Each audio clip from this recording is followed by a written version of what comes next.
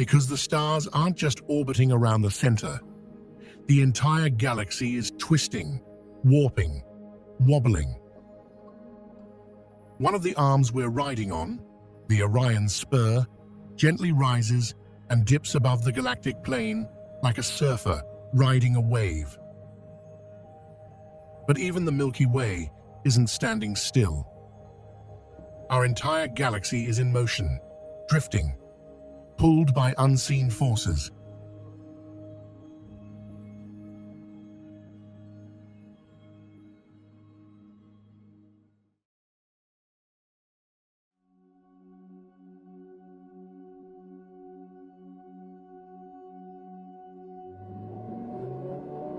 A car comes racing toward you, its engines roaring.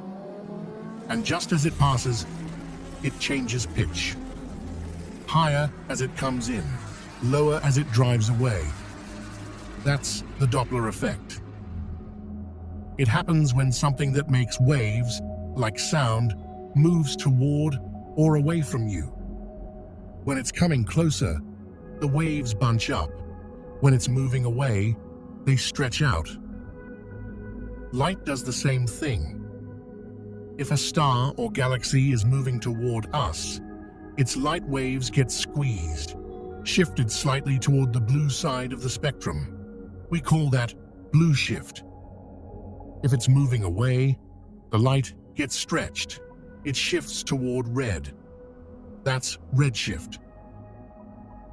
In the 1910s and 1920s, scientists started using this trick to measure the motion of stars and galaxies. One of them was Edwin Hubble, and what he found was shocking. Most of the galaxies he observed weren't sitting still. They were moving away from us, and the farther away a galaxy was, the faster it was receding. Some were flying away at hundreds of kilometers per second, others, thousands. Hubble mapped this out, and with each new galaxy, the pattern held up. Farther meant faster. Space itself was expanding, and the galaxies were just along for the ride. It was one of the biggest discoveries in the history of science. It meant the universe had a beginning. It meant everything we see today used to be much closer together. It even laid the groundwork for the Big Bang theory. But not every galaxy is running away. There was one that stood out, a familiar neighbor, big, spiral-shaped, the Andromeda Galaxy. In 1912, an American astronomer named Vesto Melvin Slipher pointed his telescope at Andromeda and measured its light spectrum. At the time, people were just beginning to understand how redshift and blueshift worked with galaxies. And what Slipher saw went against everything they expected. Instead of being redshifted, like most galaxies, Andromeda's light was blue-shifted, meaning it was heading toward us. But back then, that was all they could really say. Just a direction, not the full picture. Fast forward 100 years. Technology has come a long way. We've got space telescopes, supercomputers, and a whole network of radio dishes spread across the Earth. Astronomers use data from NASA's Hubble Space Telescope, combined with precise measurements from the Gaia mission and the VLBA. By tracking the actual movement of Andromeda over many years, not just the light shift, but its sideways motion too, they piece together a full 3D map of its trajectory. And what they found confirmed it. Andromeda isn't just drifting near us. It's not going to slingshot by. It's locked in. It's on a direct collision course with the Milky Way, and we're heading toward it too. It's not just that Andromeda is coming for us. We're both racing toward each other across the void of intergalactic space. Right now, Andromeda is moving at about 110 kilometers per second in our direction. That's over 400,000 kilometers per hour. And the Milky Way isn't sitting still either. We're drifting toward Andromeda at nearly 300 kilometers per second when you factor in the motion of our whole local group of galaxies. That means the gap between us is closing fast, at roughly 500 kilometers per second when you add it all up. Still, space is big, really big. Andromeda is about 2.5 million light-years away from us. That's roughly 24 quintillion kilometers, a number so huge it barely feels real. At that rate, even with both galaxies barreling toward each other, the closing speed isn't enough to make it happen anytime soon. So no, not tomorrow, not next year, but in about 4 to 5 billion years, the two largest galaxies will finally meet. Now you might picture this as a galactic car crash, stars smashing into stars, chaos and fire everywhere. But that's not how this works. Galaxies are mostly empty space. The stars inside them are incredibly far apart. On average, the distance between stars in our part of the Milky Way is about 4 to 5 light-years. That's nearly 40 trillion kilometers. Even in the denser core regions, stars are still typically separated by about a light-year or more. To give you a sense of scale, if a star were the size of a ping-pong ball, the next closest star would be several hundred kilometers away. So even during a head-on collision between two galaxies, most stars just drift past one another without ever touching, like ships passing in the night. Still, it's not completely peaceful. A few stars might actually collide, especially in the crowded central regions. And a small number, especially ones on the outskirts, might get flung entirely out of the galaxies, tossed into intergalactic space like cosmic castaways. But the real drama happens through gravity. That invisible force stretches and warps the galaxies. It flings out long tidal tails, streams of stars pulled far from their homes. It rips apart spiral arms. It pulls the cores closer and closer together until the two galaxies finally merge into one larger, messier system. But the full collision doesn't happen all at once. The first encounter is fast, a close pass that starts the chaos. But the merger itself, that's slow. It takes about 1 to 2 billion years to fully settle. It's not a crash, it's a slow, graceful gravitational ballet. And when the dance ends, something new is born. A single, massive, elliptical galaxy. Astronomers already gave it a name, Milkomeda. It won't look like a spiral anymore. It'll be puffier, rounder. A huge glowing ball of stars, gas, and dust. Our sun, assuming it survives, will likely find itself in a new orbit. Not where it is today. Not in a neat spiral arm. It could drift farther from the center in a path more elliptical and erratic than it is now. But the collision with Andromeda isn't the whole story.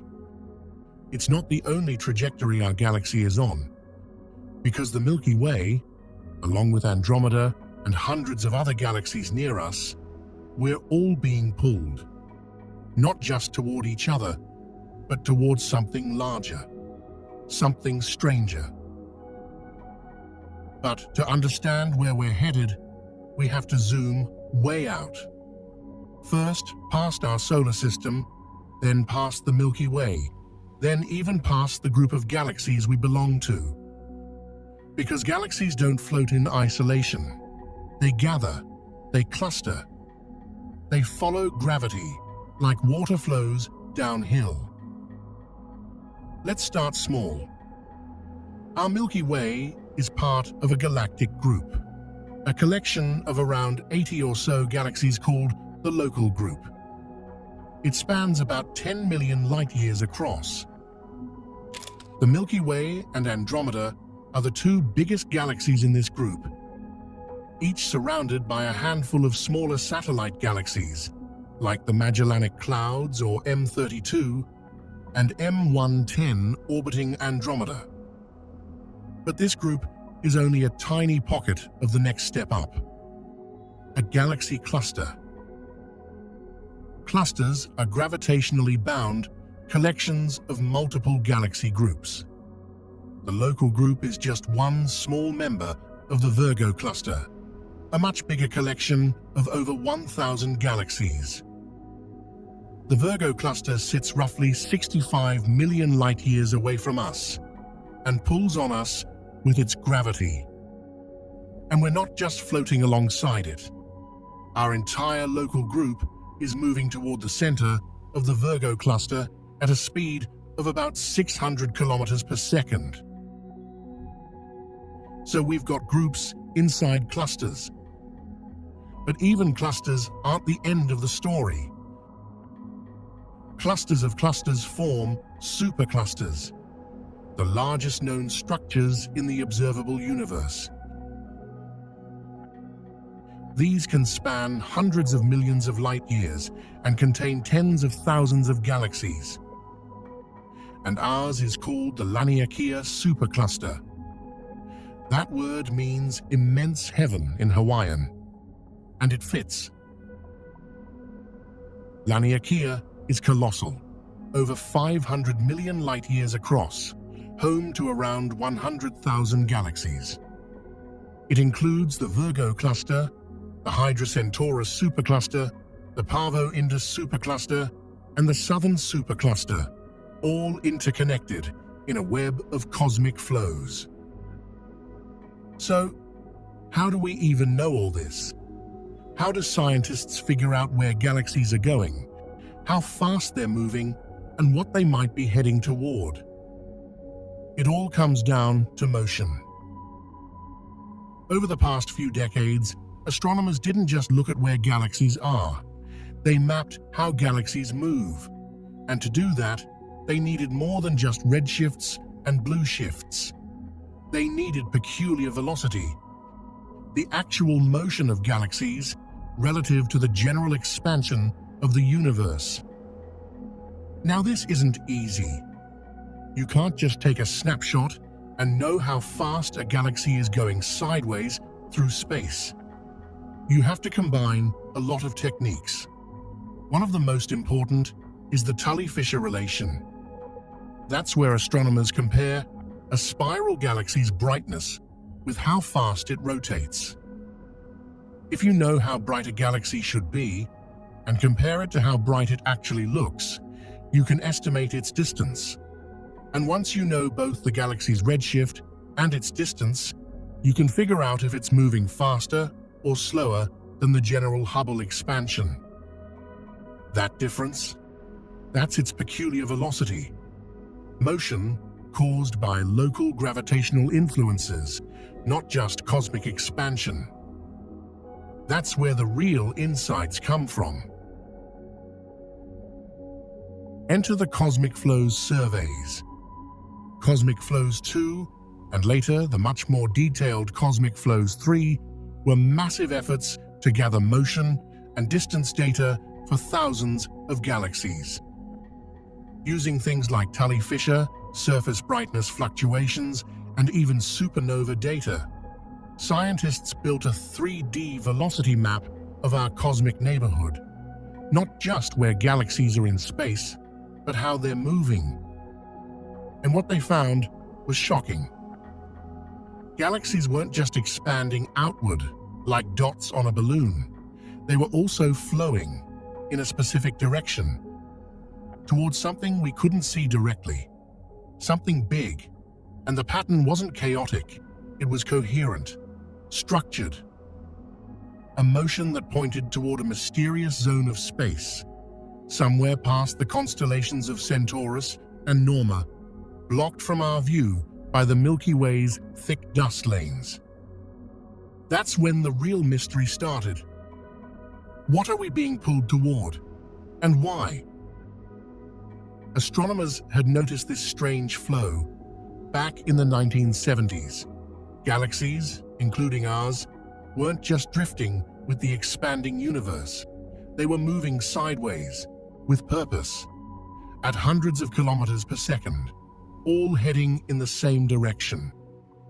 But when telescopes tried to look that way, they hit a wall, a region in the sky we call the zone of avoidance. It's packed with stars, gas, and dust from our own Milky Way, blocking our view of whatever's behind it. Still, the motion was undeniable.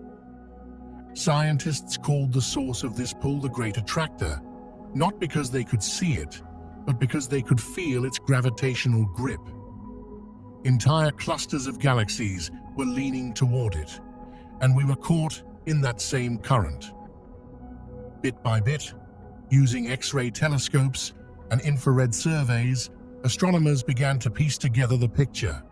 They found huge concentrations of mass hidden behind the Milky Way's disk. Not a single object, but a region of space teeming with galaxy clusters. One of the biggest was the Norma cluster, located about 220 million light-years away. And that cluster, it wasn't alone. It was part of a much larger structure. This region, this attractor, turned out to sit near the edge of something far bigger, the Shapley supercluster, one of the largest known superclusters of galaxies in the local universe. That's what's pulling us. The gravitational influence of the Shapley supercluster is so strong that it bends the paths of galaxies across a wide stretch of the cosmos. Even though we can't see it directly in visible light, its mass is dragging our entire supercluster toward it. We're moving at about 600 kilometers per second in its direction. Now here's where it gets tricky. This isn't a neat, clear-cut destination. We're not falling into the Great Attractor like a rock into a hole. We're caught in a cosmic tug-of-war. Gravity doesn't just pull, it warps space. So while the Great Attractor pulls us in, other forces in the universe are also shaping our path. And one of the strangest forces shaping that path isn't a force at all. It's the dipole repeller. Let's slow this down for a second. The dipole repeller isn't an object. It's not a galaxy. It's not even a thing you can see. It's a region of space that's unusually empty. A cosmic void. There's barely any matter there. No major galaxy clusters, no real gravitational pull. But that emptiness, it matters. Because while massive objects pull galaxies toward them, giant voids act like the opposite. They let galaxies drift away more easily. Think of it like this. You're floating in a river. On one side, there's a waterfall pulling you in. That's the Great Attractor. On the other side, just flat, calm water. No current, no force.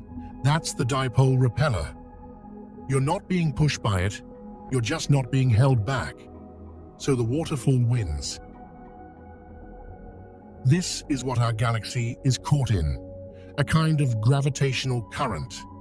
And astronomers started to see this more clearly in 2017, when they used Cosmic Flow's 3 data and 3D motion maps of over 18,000 galaxies. What they saw wasn't just a pull in one direction, it was a dipole pattern. Galaxies like ours were streaming, flowing, away from the repeller and toward Great Attractor.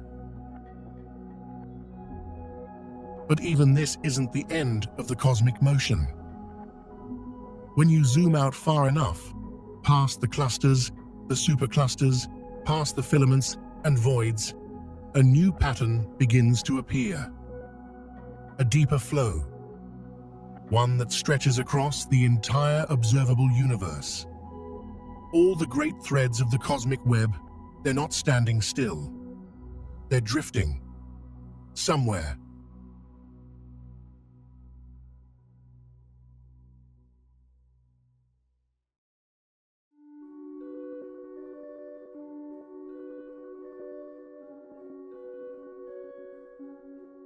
So far, we've followed the Earth as it spins and orbits. We've watched the sun drift through the galaxy like a leaf in a current. Then we zoomed out and saw that even the Milky Way itself is moving, part of a vast cosmic flow towards something we can't even see. It's already wild to think we're on a moving rock that's part of a moving system that's inside a moving galaxy. But now, it's time to go even bigger. It's time to ask the final question. Where is everything in the universe going? Not just Earth, not just our galaxy, everything. What's the universe's final destination? To answer that, we have to talk about something strange, something that doesn't glow or shine, something that acts like it's pulling the strings behind the scenes, something so weird it shook science to its core when we discovered it. The story starts, ironically, with the end of the universe, or at least with trying to predict it. In the 1990s, two teams of scientists, one led by Saul Perlmutter, the other by Brian Schmidt and Adam Rees, were studying exploding stars called Type 1a supernovae. These explosions are incredibly bright, and they all explode in roughly the same way. That makes them perfect as cosmic mile markers. If you know how bright a supernova should be, and it looks dimmer than expected, you know it's farther away. The goal was to measure the rate at which the universe was slowing down. You heard that right, slowing down, because the assumption at the time was that after the Big Bang, the universe started expanding, and gravity, being attractive, was slowly pulling everything back. But that's not what the data showed. When they measured the supernova, something didn't add up. The galaxies weren't just far away, they were too far. The light was more red-shifted than it should be, which meant the galaxies weren't just moving away, they were accelerating. The universe wasn't slowing down, it was speeding up. Now imagine being a physicist and suddenly realizing that every assumption about the future of the universe is wrong. That's what happened in 1998, and instead of brushing it off, the teams double-checked everything. But the results kept saying the same thing.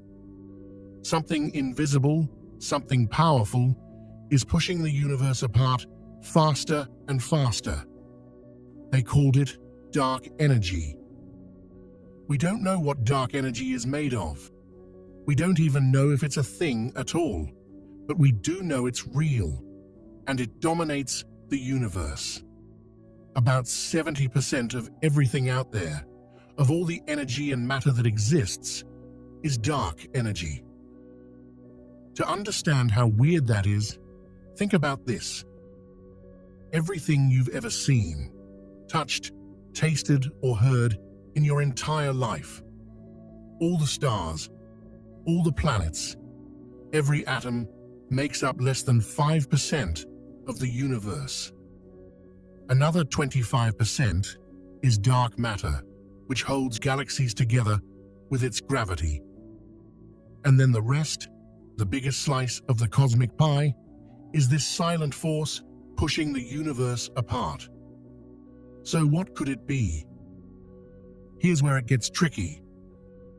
Physicists have a few guesses. The most straightforward idea is that dark energy is just the vacuum energy of space. That even when space looks empty, it's not really empty. It's filled with quantum fluctuations, tiny, random blips of energy popping in and out of existence. Now here's the interesting part. When you do the math, quantum theory actually predicts that empty space should have energy. That's not the crazy part. The crazy part is how much. The prediction is that the vacuum energy should be 10 to the power of 120 times stronger than what we actually observe. In other words, quantum theory overshoots the real value of dark energy by a factor so huge it's the biggest mismatch between theory and observation in the history of physics. This is like trying to measure the weight of a feather, and your calculator says it weighs more than the entire Earth. Yes, something's off. And here's the problem. This vacuum energy, the energy of empty space, isn't just sitting there quietly. According to Einstein's equations, energy and pressure shape the fabric of space-time, which means if space does have energy, then it affects how the universe expands. That's where dark energy comes in. We've observed that the universe is expanding faster and faster, so whatever is causing that acceleration has to be baked into the structure of space itself. And that's what led scientists to think, maybe the vacuum energy is the thing driving this expansion. Maybe dark energy is just the energy of empty space. But if that's true, then quantum theory's prediction should match what we observe. And it absolutely doesn't. It's not just a little off, it's catastrophically off.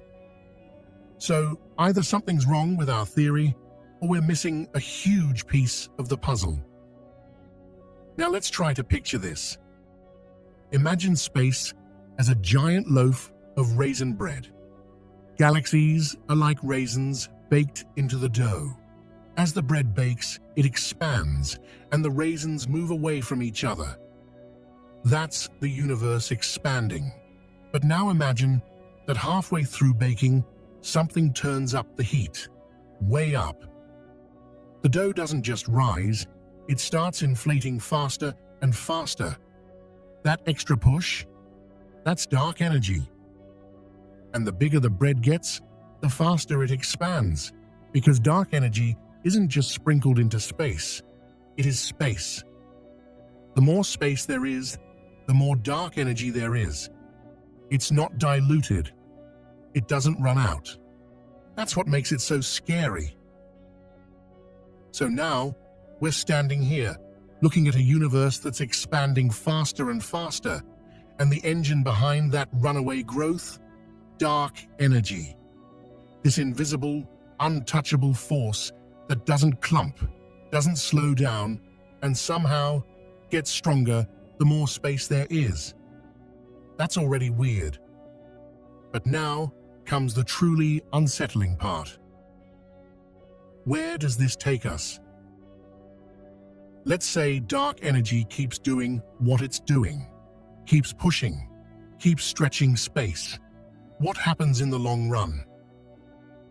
This leads us to one of the most terrifying predictions in all of cosmology. It's called the Big Rip. Here's how it works. In our current universe, gravity is still strong enough to hold things together. Galaxies don't get torn apart. Stars still orbit their centers. Planets cling to their suns. Even though space is expanding, the forces inside galaxies are still stronger than the pull of expansion in their neighborhood. But dark energy doesn't play by those rules. It grows. It's relentless. And in some models, it doesn't just keep accelerating the universe, it speeds up the acceleration.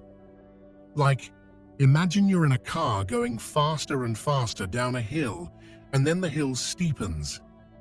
That's the Big Rip scenario. At first, it's nothing you'd notice. Galaxy clusters would drift apart slowly.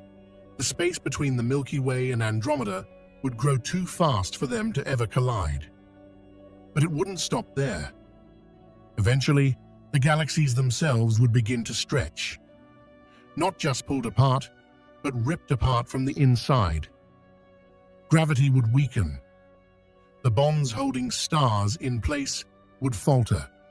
Then star systems, like our solar system, would come undone. Planets flung out of orbit, moons lost to the void. The tides that held everything in balance, gone. And it keeps going.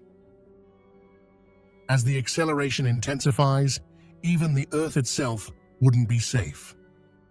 The force of expansion would grow so strong, it would overwhelm the electromagnetic forces that hold molecules together. The crust would crack, the atoms would break apart. Even protons, the building blocks of matter, could be torn, as space itself stretches beyond what any particle can survive. In the final moments before the Big Rip, the universe would become a storm of disassembled pieces. 22 billion years from now, there will be no galaxies, no stars, no atoms, just pure, unbound energy flickering in a sea of nothing. That time is just a guess, based on one model. It could be sooner, could be never. Because it all depends on how dark energy behaves, and that we still don't fully understand. But not every theory ends in shredding. Some go the other way.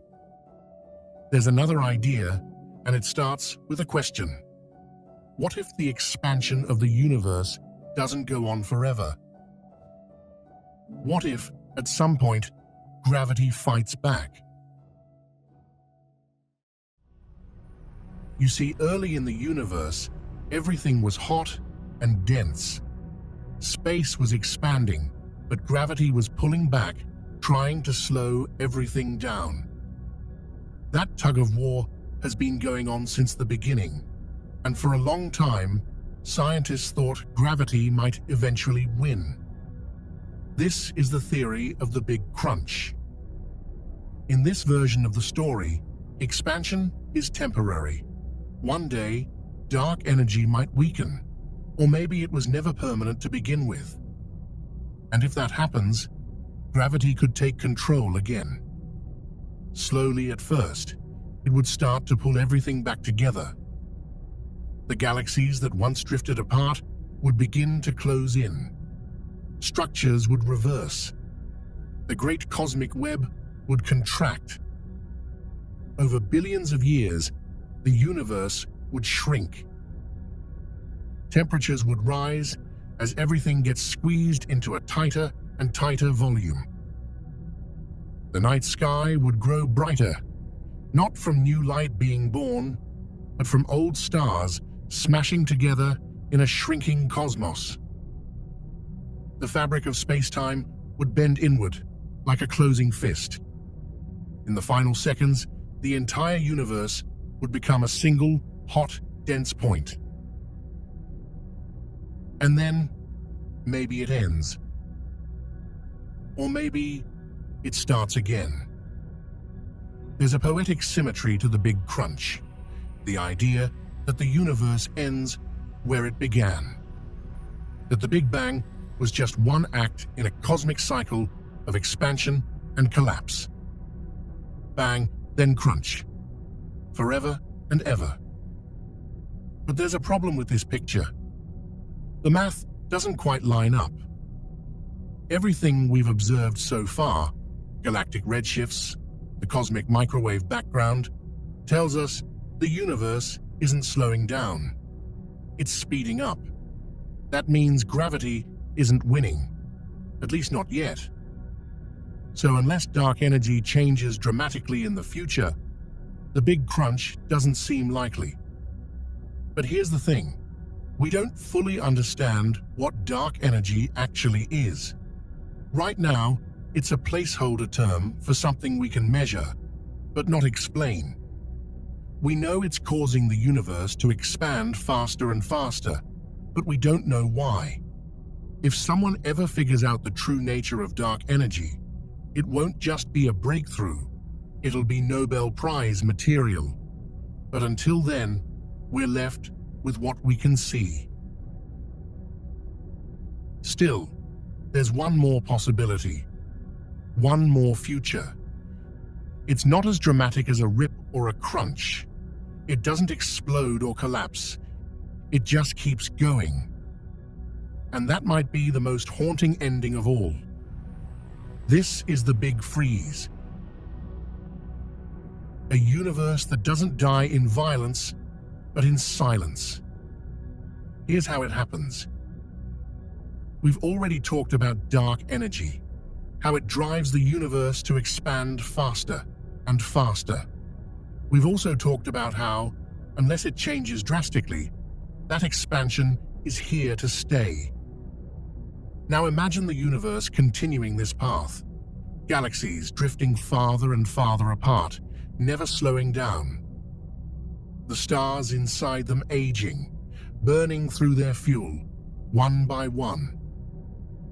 This idea, the cold, endless fade, isn't just poetic. It's backed by some of the best data we have. Andrei Lind, a Russian-American physicist known for his work on inflation theory, has contributed to models that support this kind of ending.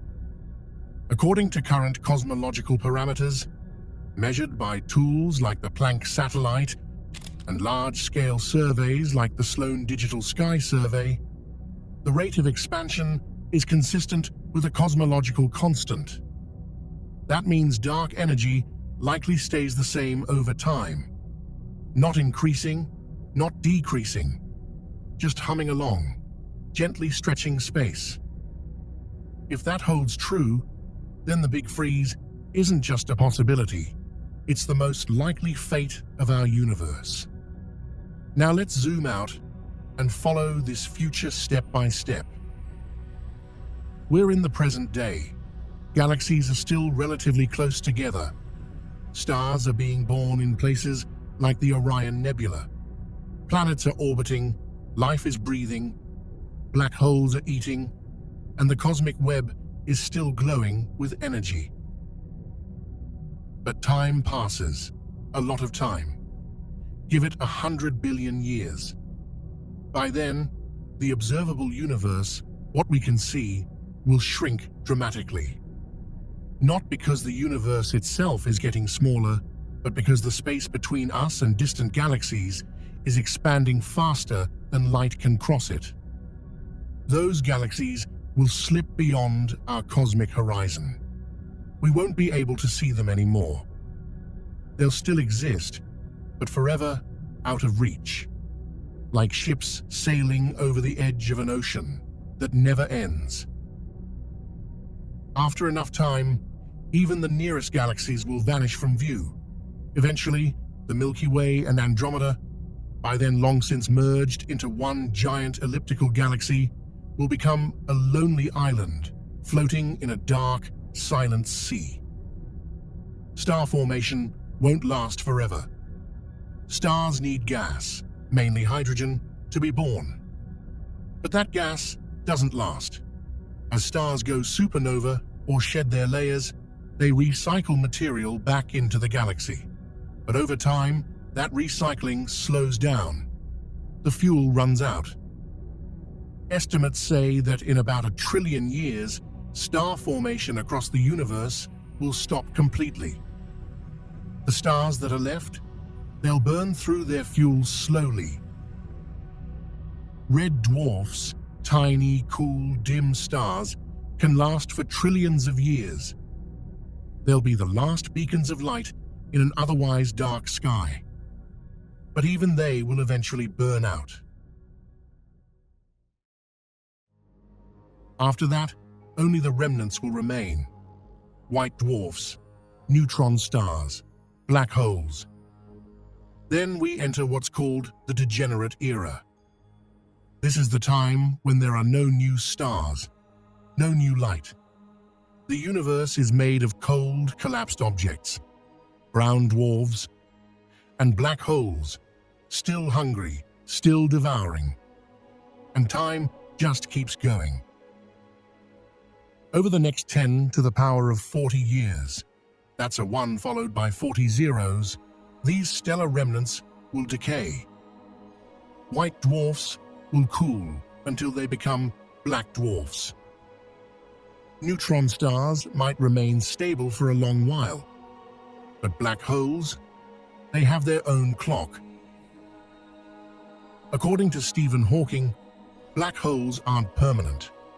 They slowly evaporate through something called Hawking radiation, a quantum effect that causes them to lose mass over time. It's incredibly slow. A black hole with the mass of our Sun would take about 10 to the power of 67 years to completely vanish. Let that number sink in. Our entire universe right now is about 13.8 billion years old. That's nothing compared to the scale we're talking about.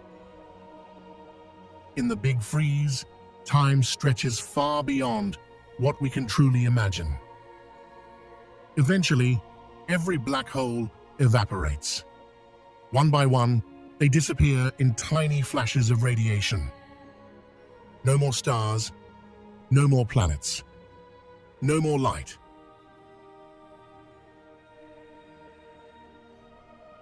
The universe becomes a place of particles, electrons, positrons, maybe some decaying protons, floating alone in a sea of cold, expanding space. Temperature drops toward absolute zero. Not because there's no heat, but because there's nothing left to generate it. No fusion, no gravity pulling things together. Just particles scattered across an ever-growing void. Even the protons might not last. If proton decay turns out to be real, then all matter itself could fall apart. Some models say that could happen in around 10 to the power of 36 years. So, what's left? Nothing really, just a whisper of radiation, a background glow from a universe that once burned with stars, galaxies, and life. A universe that expanded until everything was too far apart to interact, too cold to change. Even the concept of place becomes meaningless. The laws that gave birth to everything still remain, etched in a frozen, meaningless void. But there's no one left to read them. And that will be the ultimate fate of our universe.